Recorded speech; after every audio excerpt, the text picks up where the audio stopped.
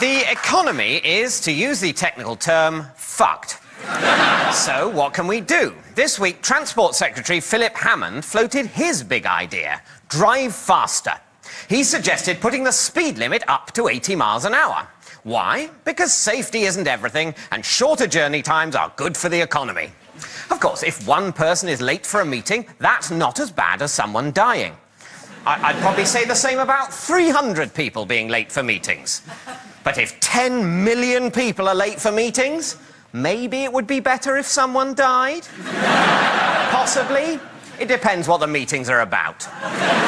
Safety has never been the sole consideration. If it were, we wouldn't have motorways, or cars, or service station pasties, or let footballers use work-experience kids as target practice. That would be health and safety gone mad. I mean, if a multi-millionaire superstar footballer can't shoot whoever he likes, then who can? Apart from Colonel Gaddafi.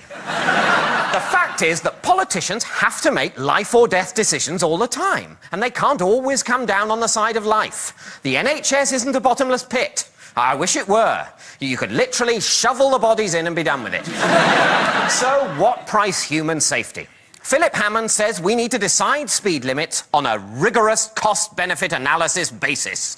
Great. I love cost-benefit analysis. That's how I got through the bullying.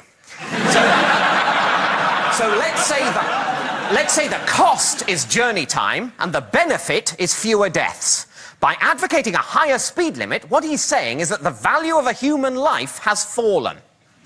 I think this is a very astute observation.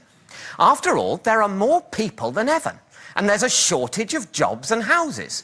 In a free market, if you have too much of something that you can't use and have nowhere to store, its value inevitably falls. Yet we, because of sentimental ideas of not liking it when mum dies, and really loving our children, and being afraid of death, are artificially inflating the value of a commodity which is in surplus.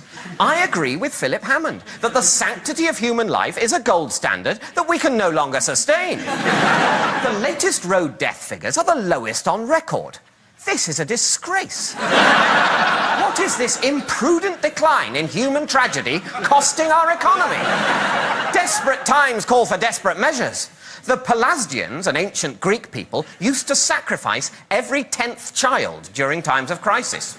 We just add 10 miles an hour to the speed limit, in the hope that this offering to the god of the hard shoulder will bring prosperity. So unfasten your seatbelts and slam your foot on the accelerator. I'll see you in hell!